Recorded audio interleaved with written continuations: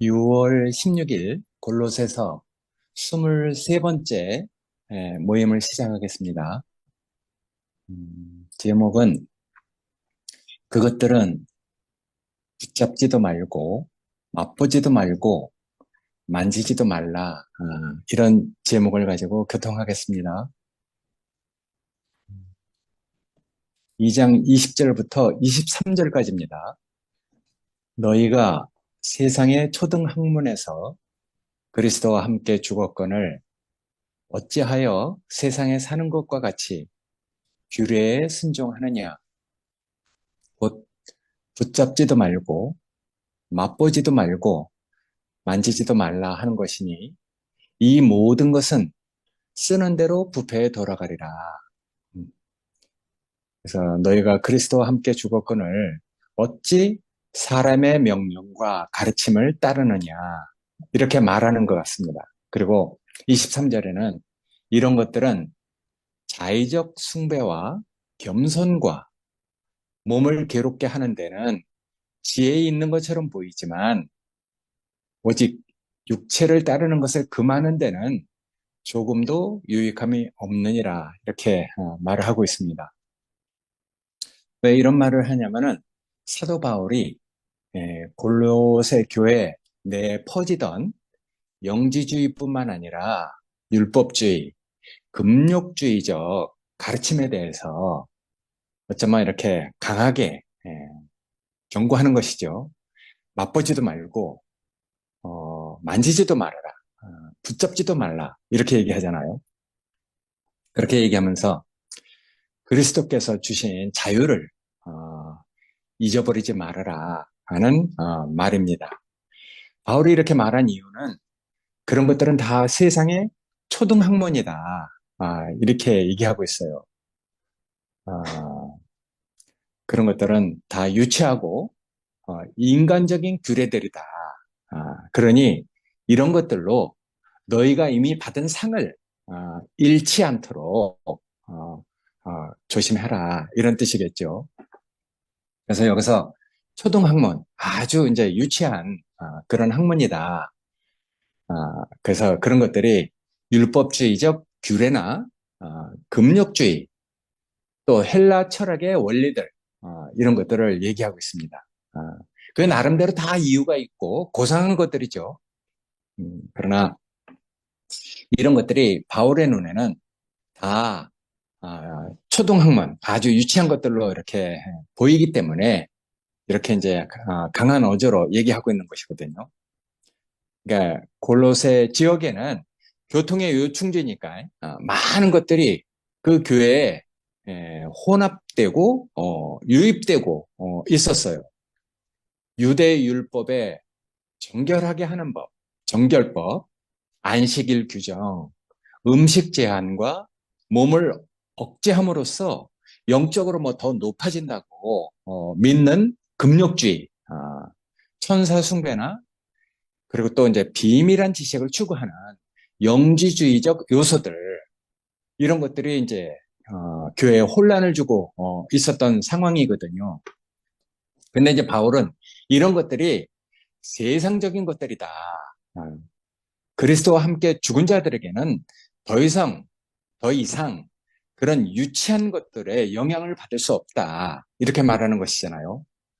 그러니까 우리가 그리스도를 누리고 있다는 것, 그리스도를 우리가 우리 운명으로 따라가고 있다는 것, 어, 정말 이 그리스도를 어, 그 인격으로 알고 따라가는 사람들의 그 실제는 사실 그런 것들이 다 눈에 다 보이잖아요.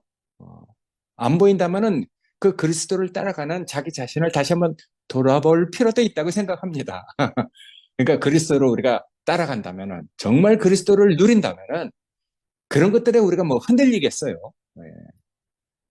그래서 이런 것들이 바로 세상이다, 이렇게 얘기하는 거죠. 아, 옛날에 우리 교회가 교회 생활할 때 뭐 걸핏하면 다 세상이라고 얘기했어. 근데 그런 차원이 아니고 이건 다른 차원을 얘기하는 거죠. 어, 정말 그분과 함께 죽고 거듭난 새 생명을 얻은 아, 그런 것, 그 안에서 그리스도를 누릴 때 보이는 것들을 얘기하는 것이거든요. 근데 옛날에 우리가 다 이제 교회 안에서 뭐 좀 이렇게 육에 속한 것, 뭐 자기 뭐 욕심대로 하는 것, 이런 거 다 세상이라고 했단 말이에요. 그런 차원하고는 좀 다른 것이죠. 그래서 바울에게는 그리스도와 함께 죽은 자들에게는 그런 유치한 것들의 영향을 더 이상 이제 받을 수 없다. 왜 이렇게 얘기를 하냐면은 그리스도 외에는 다 내가 아무리 인간의 고상한 것들이라도 다 배설물로 여긴다. 아, 이런 사람이니까, 그런 인식을 가지고 있는 사람이니까 이런 얘기를 하는 것이거든요. 그래서 그런 것들을 붙잡지도 말고 맛보지도 말고 만지지도 말아라. 이렇게 얘기하고 있는 것이거든요. 그러니까 이런 규칙은 그 교회에 들어오는 그런 많은 교회를 혼란시키게 만드는 그런 것들은 사람이 만든 거다. 외적인 종교 규범일 뿐이지 정말 우리 자신을 경건하게 하거나 우리 내면의 변화를 이끌어가는 것은 아니다. 이렇게 얘기를 하고 있거든요. 그러니까 정말 우리가 진정으로 내가 내 자신이 그리스도를 따라가면서 변화된 사람, 내 내면에 변화가 있는 사람은 이거 다 알잖아요. 그러니까 이 인격적이고 우리 내면의 변화, 그러니까 우리가 다른 생명을 얻고 어, 우리가 살다 보면은 그런 표면적이고 육적이고 물질적인 이런 것들이 저절로 우리한테 다 굽이 갈라듯이 딱 갈라지잖아요. 그러니까 이제 내가 뭐 교만해서 하는 소리가 아니고 그런 것들이 저절로 이렇게 구별되니까 그 하는 얘기거든요. 그래서 바울의 논리는 아주 단순합니다. 너희가 그리스도와 함께 죽었다면은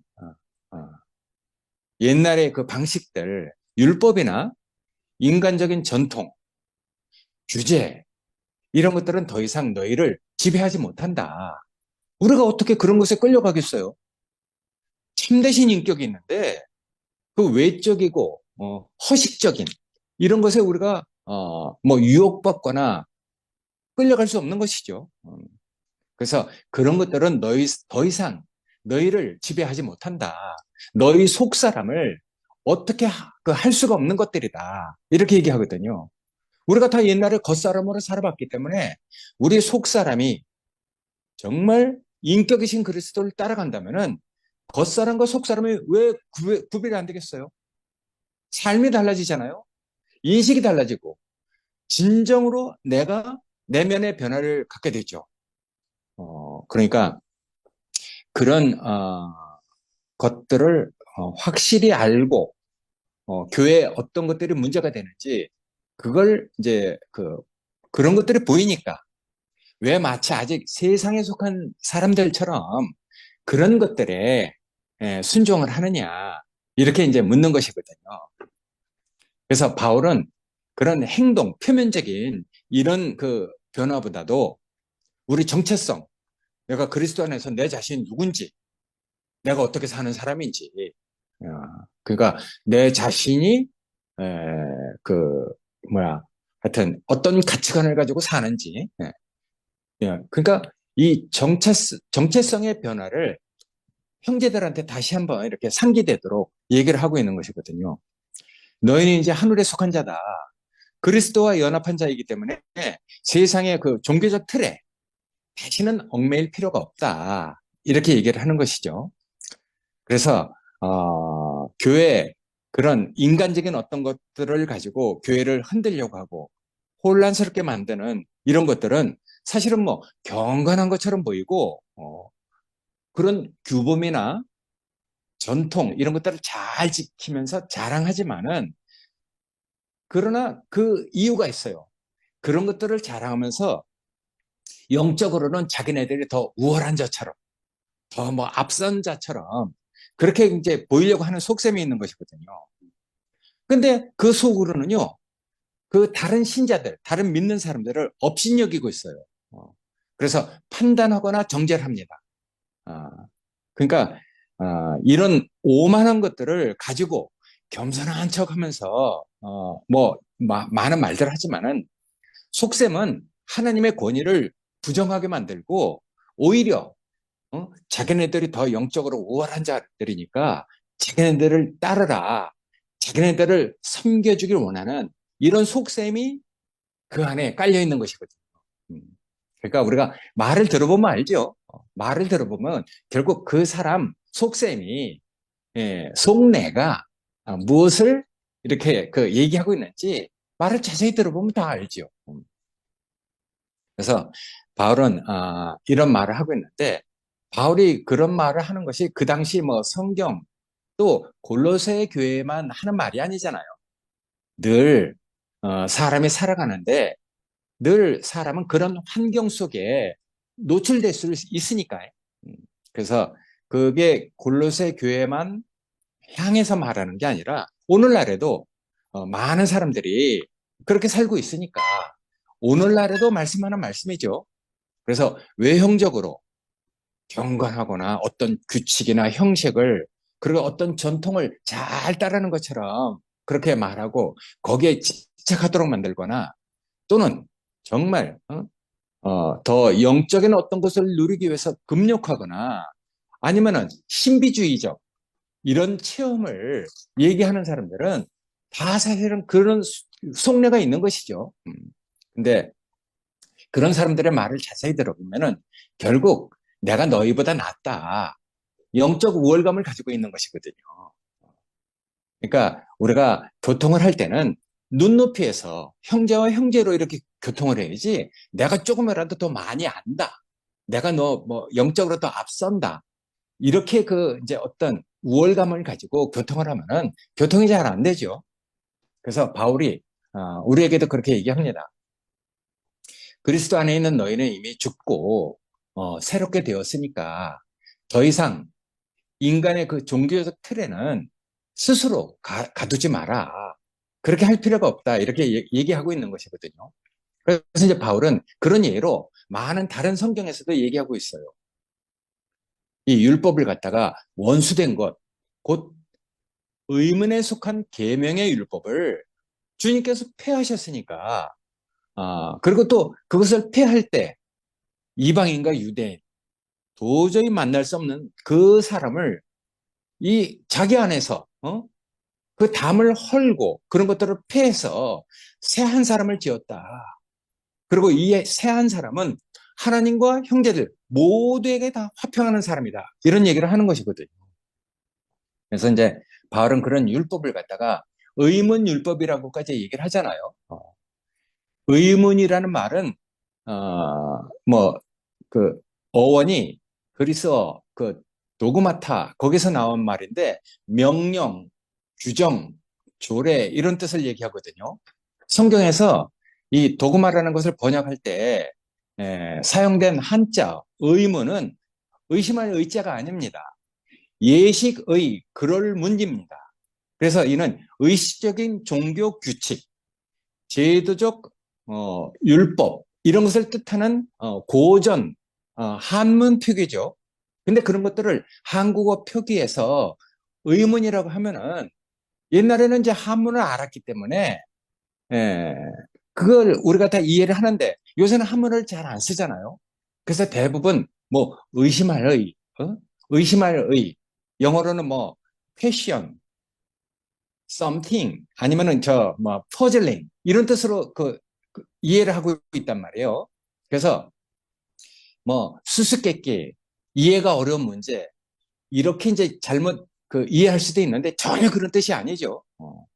그래서 의문율법은 단순히 우리가 이해 못하는 수수께끼 같은 그런 율법이 아니라 사람이 제정한 의식적 규례, 형식적 규정 그런 것들을 의미할 때 사용된 말이거든요.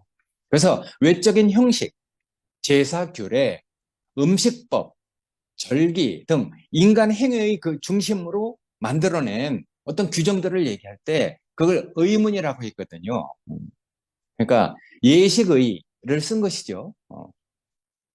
그러니까 우리가 이런, 그, 뭐야, 얘기를, 왜 하느냐 하면은, 바울은 율법, 특히 의식과 규례에 철저했던 사람이잖아요. 음.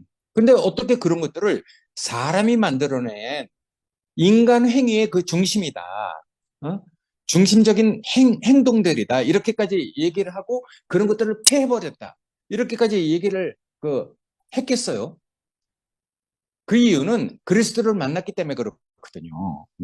그래서 이 바울이 만난 그리스도, 정말 그게, 놀라운, 인격이잖아요. 바울은 뭐 우리가 다 알다시피 가말리아 문화에서 율법학자였죠.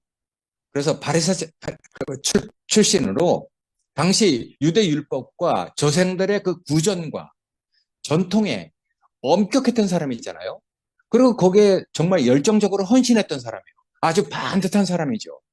그래서 빌립보서에서는 그렇게 얘기해요. 율법으로는 내가 바리새인으로 열심으로는 교회를 박해하고 율법의 의로는 흠이 없는 자라고 자기 자신을 얘기하고 있단 말이에요. 사도행전서는 그렇게 얘기하거든요. 내가 가말리아 문화에서 율법의 엄한 교육을 받았다. 이렇게 얘기해요. 그래서 그는 율법의 정결한 규례, 제사법, 음식법, 절기, 할례 이런 거 어느 것 하나도 빠진 것 없이 완전하게 그런 것들을 행하고 따랐던 사람들이거든요. 그래서 그런 것들을 하나님의 언약을 지키는 필수적인 수단으로 삼았던 사람이잖아요. 근데 그가 인생 최대의 운명의 그 전환점을 그리스도를 만나서 갖게 됐단 말이에요. 그래서 바울의 결정적 그 변화는 우리가 다 알다시피 다메섹 도상에서 사울아 사울아 네가 어찌하여 나를 핍박하느냐 거기서부터 시작된 것이거든요. 그래서 그 사건을 통해서 바울은 두 가지 아주 근본적인 인식의 변화를 이렇게 갖게 되잖아요. 그래서 예수는 실패한 이단자가 아니다. 저 사람이야말로 하나님의 아들 메시아였었다. 이렇게 이제 그 생각을 바꾸게 되죠. 그래서 유대인으로서 철저하게 율법을 지켰던 그 바울이 십자가에 못 박힌 자는 저주받은 자라는 그런 인식을 완전히 바꾼 것이죠. 그래서 율법의 기준으로 예수를 거부했지만은 그 저주받은 자가 아유 하나님께서 부활시킨 메시아라는 그런 사실 앞에서 그 바울의 모든 신념이 다 무너진 붕괴가 된 사람이잖아요. 그리고 이제 두 번째는 하나님의 의로움을 회복하는 그런 것들은 율법이 아니다. 오직 예수 그리스도에 대한 그 믿음으로 예수 그리스도를 영접함으로 거기에 주어지는 그 믿음 그런 것이라고 깨닫게 되잖아요. 그래서 율법의 행위로는 의롭다 함을 얻을 육체가 없다는 말까지 해요. 그래서 바울은 율법을 뭐 완전하게 폐기하지는 않았지만은 다음과 뭐 이렇게 어떤 결론에 도달하게 되죠. 그래서 율법은 죄를 인식하게 하고 인간의 무능함을 드러내는 도구일 뿐이다. 그렇게까지 얘기를 해요.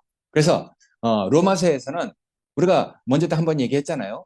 율법으로는 죄를 깨달을 뿐이다. 이렇게까지 얘기를 한단 말이에요.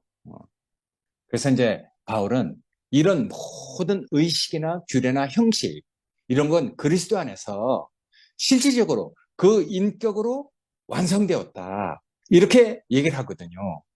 그래서 이제 그 이후로는 우리를 거스르게 하고 불리하게 만드는 그리고 또 심지어는 우리를 죄인으로 만드는 미라가 얘기했잖아요. 구속영장 같은 의문에 쓴 증서는 이제 십자가로 인해서 효력을 잊어버렸다. 이렇게까지 얘기를 한단 말이에요.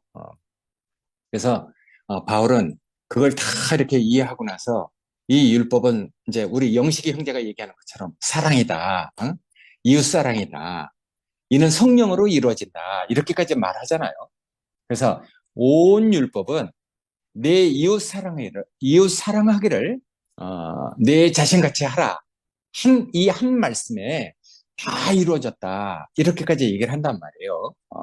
그러니까 그렇게 얘기하는 그 기본적인 뭐 정서가 있잖아요. 어떤 정서냐면은 부모의 사랑을 충분히 받은 그 자녀들은 당연히 서로 한 형제자매로 가족을 이루고 살아갑니다. 그 안에는 부모의 사랑을 충분히 받았기 때문에 형제들은 다 형제자매로 아주 귀하게 여기고 한 가족을 이루고 살아가고 있죠. 그런 바탕에서 나온 말이거든요. 그런 바탕에서 이웃으로, 사회로 그런 사랑이 확대되길 원하는 가족만 그렇게 사랑하면 되겠어요? 이웃과 사회로 확대되는 것이 하나님이 바라는 것이잖아요. 그래서 주님이 교회에 주신 말씀이죠. 그래서 이제 바울은 그런 것들을 다 이렇게 인식하게 된 것이죠. 그래서 여기서 바울이 폐지한 율법은 결국 어떤 것들입니까? 바울이 주로 폐지한다고 했던 율법은 형식적인 것, 어떤 규례적인 것, 어, 그런 것들이 이제 얼마나 사람을 괴롭히고 있는지 그걸 깨달았기 때문에 그런 것들은 다 인간 중심적으로 만들어진 것들이다. 그렇게 하고 이제 그걸 폐하게 됐어요. 우리가 다 경험해 본 것이죠. 권위에 순종하는 법은 그 마음은 없으면서 관례나 습관대로 행하는 것. 그러니까 뭐 마음은 없으면서 여태까지 관례상 그렇게 행해온 것이니까 형식적으로 하는 거죠. 근데 형식적으로 하면 뭐 합니까? 마음이 없는데 뭐. 근데 그렇게 하다 보면은 맨 처음엔 안 그러겠죠. 맨 처음엔 정말 진실한 마음으로 했겠죠. 근데 하다 보면은 세상에도 그런 말이 있어요. 연불보단 집밥에 마음이 있다. 이런 얘기가 있잖아요. 예. 그러니까 실제로 해야 되는 거 연불인데 연불은 뭐 이제 허례허시로 그냥 목탁 두드리면서 그냥 하려니까 하지만은 사실은 배고프니까 집밥에도 마음이 있단 말이에요. 그러니까 행위하고 마음이 전혀 이렇게 분리돼. 예. 그런 것들을 이제 비웃으면서 얘기하는 것이잖아요. 그러니까 이제 성경에서도 오죽하면은 그런 얘기를 다 했겠어요.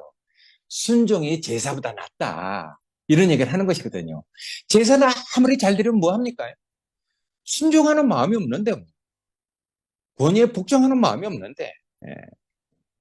그래서 그런 말까지 나오는 것이거든요. 근데 이제 바울은 그리스도를 통한 실제가 왔기 때문에 그림자는 더 이상 이제 필요 없다. 이렇게 얘기하는 것이거든요. 옛날 것들은 다 이 실제가 왔기 때문에 그런 그림자 같은 것들은 이제 다 없어져야 된다. 이런 말을 하는 것이죠. 그래서 바울은 이런 문제를 여러 가지 다른 성경에서도 얘기하거든요.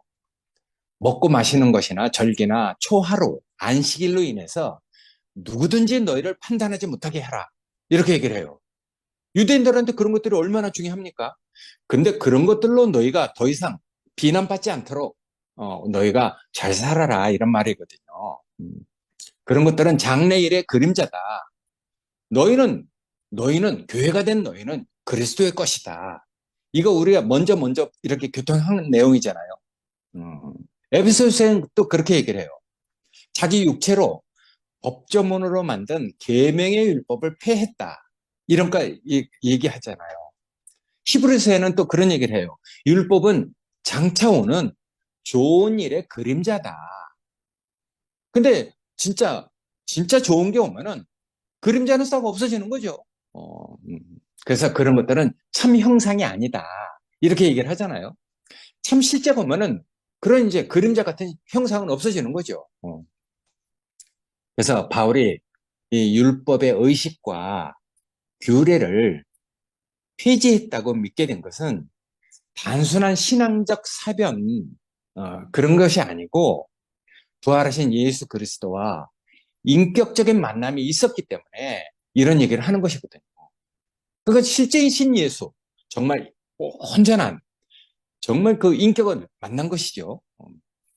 그래서 자기가 그토록 헌신했던 율법, 전통 이런 것들이 더 이상 하나님과 의로운 관계를 맺는 것이 아니라는 것을 깨달았어요.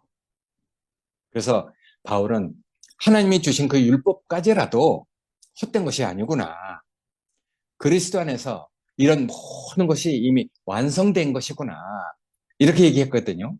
그래서 예수님이 그렇게 말씀하셨단 말이에요. 내가 율법을 폐하려 온 줄 아느냐. 난 율법을 완성시키려 왔다. 이렇게까지 얘기하잖아요. 바울은 이제 그걸 깨달은 사람이죠. 그래서 이 율법을 폐하는 자가 아니라 정말 참된 의미를 완성한 자로 예수 그리스도를 인식하게 됐죠. 그러니까 이거 정말 바울은 이 놀라운 변화가 있는 사람이잖아요. 그래서 바울은 자신이 지켜왔던 율법 이런 것들이 사람과 사이를 다 이렇게 그 분리시킨 이런 것들로 인식하게 됐어요.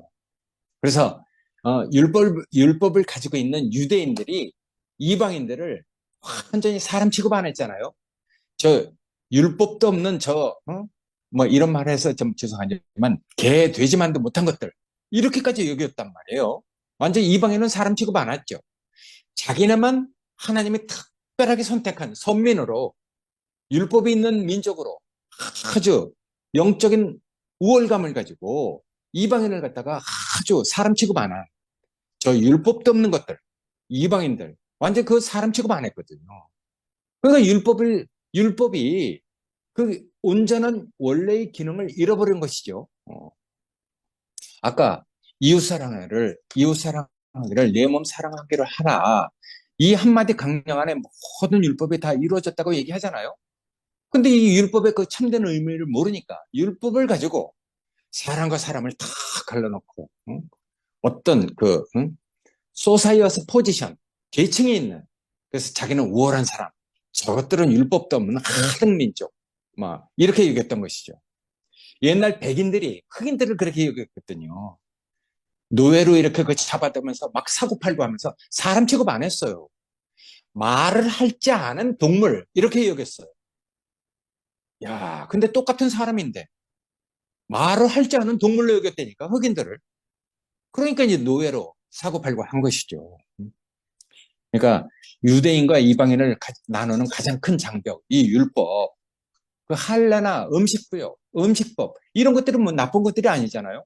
근데 그런 것들을 지키면 지킬수록 이방인들은 사람 취급 못 받는 거라. 그러니까 참 그 안에는 뭐 좋은 것들이 많죠. 어떻게 하면 우리 몸을 하나님이 그 기뻐하시는 정결한 몸으로 우리 자신을 드릴까? 그런 법들이 왜 나쁜 것이겠어요? 그래서 돼지고기탕 거안 먹고 비닐 없는 그 고기 안 먹고 뭐 그 있는 음식 안 먹고 다 자기 몸을 하나님 앞에 정결한 그런 사람으로 드리기 위해서 그런 것들을 잘 지켜왔는데 그런 것들을 지키면 뭐합니까? 인간의 존엄성을 잊어버렸는데 사람이 사람 취급을 안 하는데 근데 하나님이 원래 바라는 건 그런 게 아니잖아요. 그래서 그런 걸 얘기하려면 뭐 길지만은 하여튼 바울은 이제 그걸 깨달은 것이죠. 그래서 자신을 찾아온 그리스도는 이 십자가를 통해서 모든 장벽, 적대감, 원수되는 것 이런 것들을 다 헐어버렸다. 그래서 새 한 사람을 만들었다 이렇게 얘기하잖아요. 자기 몸으로 중간에 막힌 담을 헐어버리고 새 한 사람을 지어서 한 영으로 아버지께 나아감을 얻게 했다. 이런 얘기까지 한단 말이에요. 그러니까 새 한 사람으로 우리가 우리 자신을 발견하는 것. 그게 정말 중요한 것이죠. 거긴 인간의 차별이 없어요. 사람이 누구나 다 존엄합니다. 그래서 옛날에 정상적인 사역을 했던 사람은 민철이는 온전하다. 이런 말을 한 것이거든요. 민철이가 뭐 온전합니까? 막 사람 구실 못했잖아요. 오직 하면 그 엄마가 아이고 내 아들 좀 빨리 데려가 달라고 그런 기도까지 했겠어요. 자기 아들 때문에 자기 인생이 펴지지가 않는 거라. 근데 그 사람이 다 종교인이었었단 말이에요. 종교인. 그 종교는 안 되는 거지.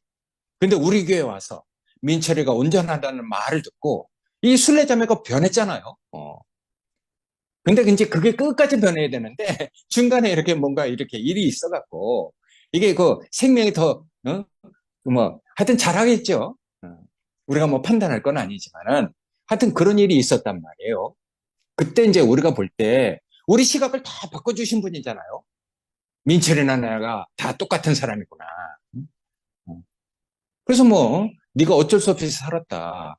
뭐 정상적인 어떤 사랑을 받지 못했기 때문에 그렇다는 걸로 내가 누구의 아버지가 되어주마. 그래서 정말 우리를 다 정말 우리가 결핍되어 있는 우리 자신을 하나님의 사랑과 연결되도록 우리를 이끌어 주신 분. 그래서 우리가 그 안에서 그리스도 안에서 차별 없는 형제자매로 우리가 다 그렇게 살았단 말이에요. 새한 사람이 된 거죠. 그게 뭐 말에 있는 게 아니잖아요. 우리가 다 그걸 보고 교회 생활하고 교회로 오고 그랬어요. 근데 이제 그런 것들이 완전히 어떤 혼란을 통해서 붕괴되고 잃어버린 것이잖아요. 그러니까 그걸 잃어버리게 한 것, 그건 만지지도 말고 맛보지도 말고 우리가 건들지도 말아야 돼. 그러니까 우리가 그게 성경 얘기가 아니죠. 오늘날 우리가 맛보지 않아야 될 것, 만지지 않아야 될 것, 붙잡지 않아야 될 것, 이런 것들을 얘기하고 있는 것이거든요. 뭐 하여튼 얘기가 좀 빗나갔습니다만은 그리스도 안에서 율법의 의식적 규례들이 그리스도 안에서 완성됐다는 것을 얘기하고 있거든요. 자신이 지켜왔던 구약의 모든 제정된 율법들, 야, 사람이 만든 것이라는 걸 알게 됐어요. 희생제사나 성막의 규례, 이런 것들은 사실은 장차 오실 그리스도의 그리스도의 인격을 예표하는 것들이잖아요. 근데 온전한 인격이 오면은 그런 것들은 그림자는 싹 사라지는 것들이죠. 그래서 이제 그런 것들, 그래서 예수를 통해서 하나님께 참된 예배를 하는 것이 무엇인지 그걸 아는 사람이 됐단 말이에요. 아주 간단하죠, 뭐. 아버지께 예배하는 건 아들로 예배하는 거야. 그러니까, 나는 당신의 아들입니다. 그게 아버지에 대한 예배거든요. 뭐, 물건 많이, 선물 꾸러미 아무리 많이 살아가도 아버지 재산 탐나가고, 아버지한테 아버지를 존경하는 마음이 없는, 이런 건 예배가 아니잖아요. 그건 속보이는 짓이잖아. 어. 그러니까 우리가, 그, 바울은 이제 그런 것들을 알게 됐죠. 아버지한테 참된 예배는 아들로 아버지께 나가는 것이구나. 요한복음에 그런 게 있잖아요. 아버지를 참되게 예배하는 자들은 신령과 진정으로 예배한 때가 온다. 이렇게 얘기했단 말이에요. 그때가 곧 이때다. 그래서 아버지께 예배하는 자는 자기에게 예배하는 사람을 찾는다. 하나님은 그렇게 얘기한단 말이에요. 이거 예수님하고 사마리아 여인하고 그 왔다 갔다 했던 그 대화에서 나오는 거잖아요. 그래서 아버지께 예배할 때가 온다. 아버지께 예배하는 건 곧 신령과 진정, 영과 진리로 예배한다고 이렇게 얘기했단 말이에요. 영은 인간의 겉모습이 아닌 우리 내면 깊숙한 곳에서 아버지께 이렇게 드리는 예배를 말하는 거잖아요. 진실로 내가 아버지를 사랑하고 존경하고 아버지 나를 낳아주셔서 감사합니다. 이런 것이 아버지에 대한 예배죠. 그러니까 진리라는 것은 예수 그리스도와 하나님 말씀을 바르게 알고 신뢰하는 것, 이런 것을 진리라고 하잖아요. 우리가 뭐 진리를 다 압니까? 잘 모르지만은 어쨌든 하나님 말씀을 들으면은 우리의 그 영의 그 직관적으로 안단 말이에요. 저게 하나님 말씀이구나. 저절로 무릎 꿇게 만들잖아요. 생명이 있는 사람은 다 알죠. 음. 그래서 이런 외적인 형식이나 어떤 특정한 장소, 예루살렘에서 예배를 해야 맞습니까? 아니면 저 그리심산에서 예배를 해야 맞습니까? 이런데 이제 매이지 않고 정말 진실하고 올바른 마음과 태도로 아버지께 드리는 예배. 예. 아버지는 그걸 원하신다는 것이거든요. 하나님이 뭐 우리를 모르겠어요. 하나님은 우리의 중심을 보신다. 이렇게 얘기하잖아요. 그래서 그리스도는 이런 모든 허례와 허식, 율례와 어떤 이런 상징들, 이런 것들을 하여튼 자기 자신으로 완성시킨 분이잖아요. 더 이상 이제 그림자에 집착할 필요가 없다. 이런 말을 하시는 분이거든요. 왜 이런 얘기를 하냐면은 이제 바울은 이런 것들을 깨달은 것이죠. 그리스도의 형제가 된 것이잖아요. 그래서 자기가 완전히 반전된 사람으로 유대의 그 규례, 여태까지 자기가 철저하게 지켜왔던 그런 것에 대해서 완전히 반전된 얘기를 한단 말이에요. 어, 율법은 장차 올 좋은 일의 그림자다. 참 형상이 아니다. 어, 그런 얘기를 하잖아요. 그리고 또 그럴게요. 너희가 성령으로 받은 것이 율법의 행위로느냐? 어? 그런 게 아니지 않냐? 아니면 듣고 믿음으로 말미암은 것이냐? 이렇게 얘기를 했어요. 그러니까 우리가 행위로 행위로 구원받을 육체가 없다고 했잖아요. 믿음은 들으면서 난다.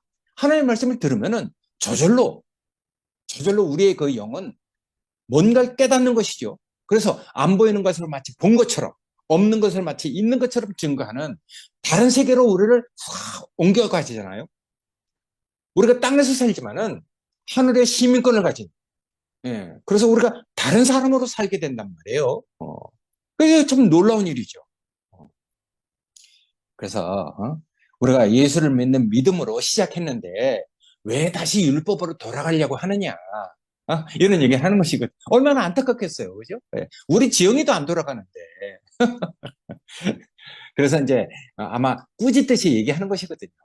음, 그러니까 그래서 그리스도께서 우리를 자유케 하려고 우리한테 자유를 줬는데 다시는 종의 멍에를 매지 말아라. 이렇게 얘기하거든요. 갈라디아서에서 얘기하죠. 그래서 율법은 종의 멍에가 된다. 율법에 의지하면은 은혜에서 떨어진다. 이런 얘기까지 하는 것이거든요. 경고하는 것이죠. 그래서 이런 얘기도 하지만은 또 금욕주의 이런 것에 대해서도 얘기를 해요. 그래서 어떤 사람들은 믿음에서 떠나서 혼인하는 것까지 금지한대. 결혼은 안 한대죠. 어, 그리고 어떤 사람은 음식물까지 금한다. 그게 뭐 나쁜 거 아니잖아요. 비닐 없는 짐승 그만 고기 안 먹고, 피자 안 먹고, 돼지고기 안 먹고, 굽이 갈라진 고기 안 먹고, 여러 가지 음식 정결법이 있죠. 그렇게 말하지만은, 바울은 이제 거기서 벗어난 사람이고, 완전히 자유한 사람이기 때문에, 하나님이 지으신 모든 것은 감사함으로 받으면 버릴 것이 없다. 이렇게 얘기를 하거든요. 그러니까 이런 거 금하고 저런 거 금하고 이런 거 안 되고 저런 거 안 되고 막 엄청나게 복잡한 사람한테 바울은 그런 거 아니다. 하나님이 다 우리에게 주신 것이다. 감사함으로 받으면 버릴 게 없다. 이렇게 얘기를 하는 것이거든요. 완전히 반전된 얘기를 하는 것이죠. 그래서 바울은 심지어는 결혼까지 금지하고 어떤 특정한 음식을 못 먹게 하고 그런 규칙들. 그래서 그렇게 미혹하는 영들을 귀신의 가르침이라고까지 얘기를 해요. 야, 그러니까 아주 심하게 얘기하는 것이죠. 강하게 비판하는 것이죠. 그래서 하나님이 주신 그 모든 것을 감사함으로 받는 것은 옳은 태도다. 하나님이 그거 왜 모든 것을 다 창조해서 우리한테 줬겠느냐. 그러니까 음식과 결혼은 경건의 적이 아니다. 그건 하나님이 우리에게 허락하신 것이다. 그래서 이제 바울은 그런 얘기를 하면서 앞에서 얘기한 이런 모든 것에 그 결론으로 얘기를 하거든요. 그래서 이런 것들은 이제 23절에서 그렇게 얘기해요. 이런 것들은 다 자의적 경배와 겸손과 몸을 괴롭게 하는 데는 지혜 있는 것처럼 보이지만은 실제로 육체를 따르는 것을 금하는 데 있어서는 조금도 유익이 없다 이렇게 얘기를 해요. 무슨 뜻이냐면은 외형적으로는 지혜 있어 보이지만은 실제로는 속 사람을 변화시키지 못한다 이런 얘기를 하는 것이거든요. 그래서 육체적 자랑이나 영적인 교만, 영적인 우월감을 만들 뿐이다 이렇게 얘기를 하는 것이거든요. 어쨌든 이런 말씀을 가지고 하나님은 우리를 어떤 공과를 배우게 하시니까 우리 형제들은 다 화목하잖아요. 그리고 하나님께 저절로 우리가 겸손한 그리고 그 영광에 대해서 우리가 정말 그 권위에 순종하는 그래서 우리가 하나님께 대해서 정말 저절로 그 질서를 따르고 권위에 순종하는 올바른 사람으로 우리를 이끌어주고 있단 말이에요. 형제들은 다 하나님을 정말 자기 존재를 가지고 경배하는 사람이죠. 그래서 이런 것들의 외형적인 모습이 옛날 형제들은 다 효자였어요. 아버지 생일날 찾아가서 아버지 날 낳아주셔서 감사합니다. 그게 뭐 육신적으로는 아버지한테 그렇게 감사하다는 얘기를 하지만은 영적으로는 이미 변화된 사람이기 때문에 하나님 앞에서 경배하는 하나님 나를 거듭나게 해주셔서 감사합니다. 이런 것들로 우리가 다 그렇게 살아왔잖아요. 근데 이런 것들을 다 잃어버리고 이상하게 선포니 뭐니 이런 거 한단 말이에요. 그러니까 그런 것들, 교회를 분리시킨 것들, 그래서 교회에 어떤 이상을 가지고 교회를 혼란스럽게 만드는 이런 것들은 그 당시 골로새 교회만 있는 게 아니라 오늘날에도 여전히 존재하고 있거든요. 그래서 그런 것들은 만지지도 말고 맛보지도 말고 하여튼 그런 얘기를 하는데 항상 우리를 올바른 사람으로 이끌어 주시는 이런 사랑과 우리가 은혜를 누리면서 우리 인생을 살아가게 하잖아요. 그게 정말 감사한 일이죠. 우리는 정말 정상적인 사람으로 이 좁고 협착한 생명의 길을 가는 사람으로 하나님의 공간을 배워가면서 우리가 사는 사람으로 우리 자신을 알게 합니다. 그러니까 이런 모든 말씀을 우리에게 주셔서 우리가 이제 정상적인 사람, 바른 사람으로 우리가 뭐 특별한 사람 아니잖아요. 누가 얘기했어요? 일상이 하나님께 찬송이 되고 일상이 하나님께 감사가 되는 그런 삶을 살고 있단 말이에요. 그게 얼마나 감사합니까? 하여튼 이렇게 좋은 시간을 우리한테 허락하셔서 하나님이 우리에게 주신 사랑과 은혜를 나눌 수 있고 교통할 수 있는 이런 시간을 허락하신 주님께 정말 감사를 드립니다. 네, 감사합니다.